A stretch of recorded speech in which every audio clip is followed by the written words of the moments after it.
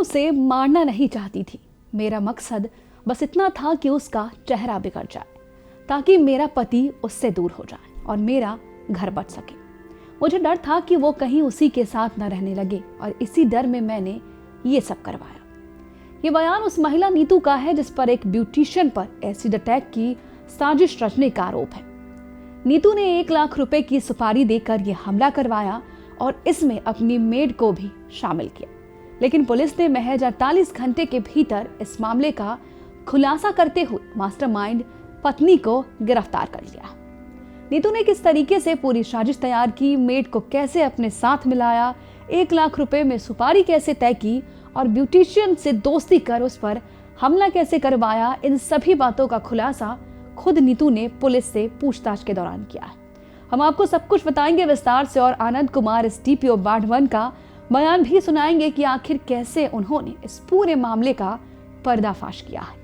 नमस्कार, मैं हूं शालिनी सिंह और आप देख रहे हैं दर्श न्यूज। मैं 2 साल से परेशान थी, वो मेरा पति का पीछा ही नहीं छोड़ रही थी।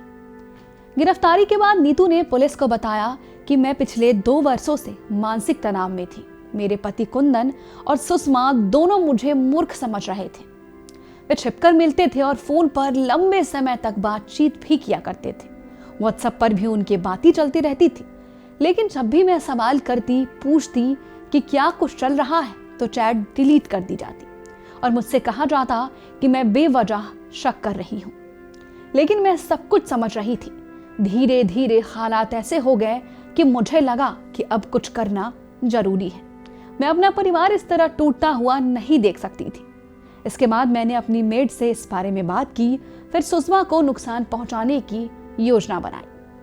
योजना के तहत मैं खुद उसके पार्लर जाने लगी और उससे नजदीकियां बढ़ाई ताकि किसी को शक ना हो और इस पूरी साजिश में मेड भी मेरे साथ थी।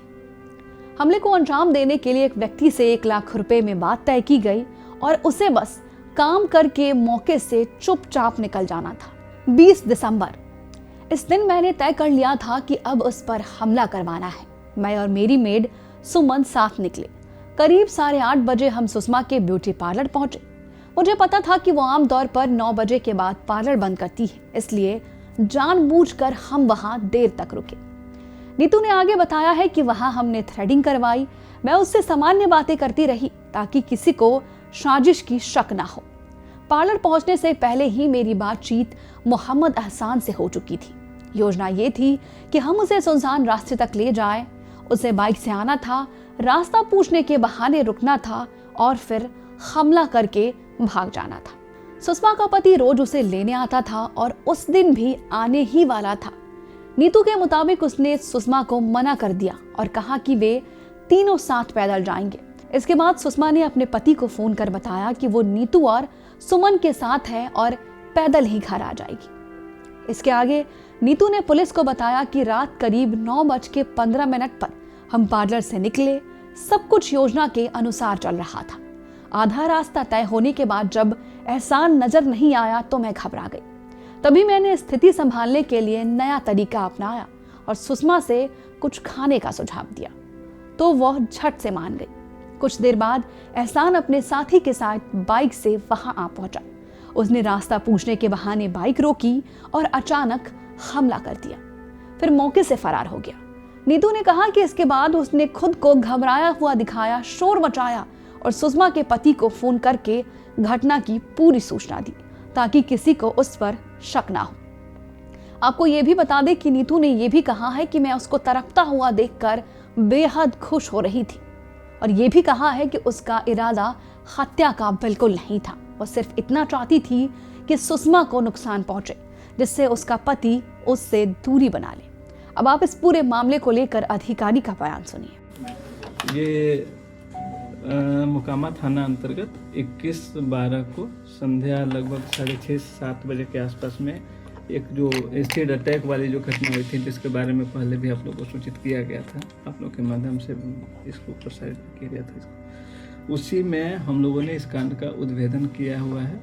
इसमें जो भी संदिग्ध थे उस पर हम लोग कार्य कर रहे थे लगातार और उसमें हमारी कांड का उद्भेदन किया गया है, जिसमें जो पीड़िता हैं उनके द्वारा फर्द बयान के आधार पे प्राथमिकी दर्ज की गई थी। प्राथमिकी मोकामा थाना अंतर्गत 476/25 है और उसमें अनुसंधान के क्रम में हमें बहुत सारे बिंदुओं पे अनुसंधान करने के पश्चात हमारे समक्ष ये सुमन देवी, जो उनके साथ जो 3 महिलाएं थी जो कि साथ में जा रही थी, उसमें एक सुमन देवी हैं और नीतू देवी हैं। ये दोनों महिलाओं के द्वारा ही एक पूर्व की घटना को लेके एक षड्यंत्र के तहत ये घटना कारित करवाया गया है, जिसमें जो नीतू देवी हैं ये इनका पूर्व में, जो कि फर्द बयान के द्वारा भी पीड़िता द्वारा बताया गया है और अनुसंधान में ये चीज़ स्पष्ट हुई है कि नीतू देवी का पीड़िता के साथ पूर्व में एक विवाद हुआ था। विवाद का कारण ये स्पष्ट हुआ है कि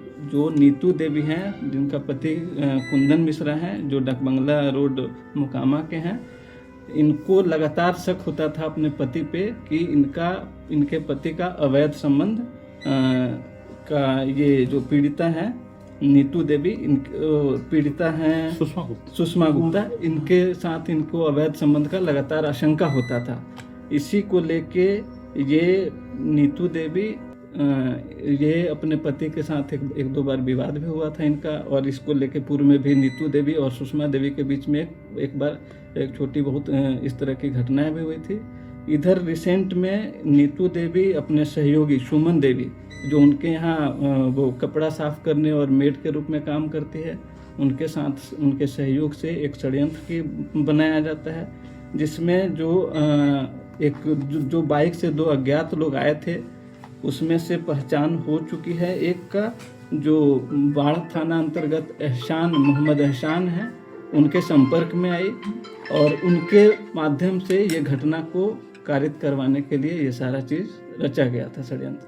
तो क्या पैसे पे आए थे सर वो जो एसिड फेंके थे लड़का 2? ये बाइक से आए थे दोनों, और वो इन दोनों के बीच में लगातार बात हो रहा था। जो घटना कारित करवाने वाली नीतू देवी हैं, वो एमडी एहसान के संपर्क में थी। फ़ोन के माध्यम से हम लोगों ने जब उसका सारा सीडीआर और अन्य विश्लेषण किया तो ये दोनों लोग लगातार घटना के समय तक संपर्क में रहे हैं, और वो घटना कारित करवाने के लिए, जैसे कि हमने इस घटना में जब्ती के रूप में लगभग 97,000 रुपीज़ हमें जब्त हुआ है, और 3 मोबाइल पीस भी बरामद हुआ है, और एक मोटरसाइकिल बरामद हुआ है, जब्ती सूचियाँ, और हेलमेट लगा हुआ है। और घटना जो कारित करने वाला जो एमडी एहसान है, उसके घर पे हमने जब छापेमारी की थी तो उनके यहाँ से हमें कपड़ा बरामद हुआ, और उस कपड़ा पे एसिड से जला हुआ वो कपड़ा उनके शरीर से जो वो घटना कारित करने में यूज किया गया था वो हमें बरामद हुआ है।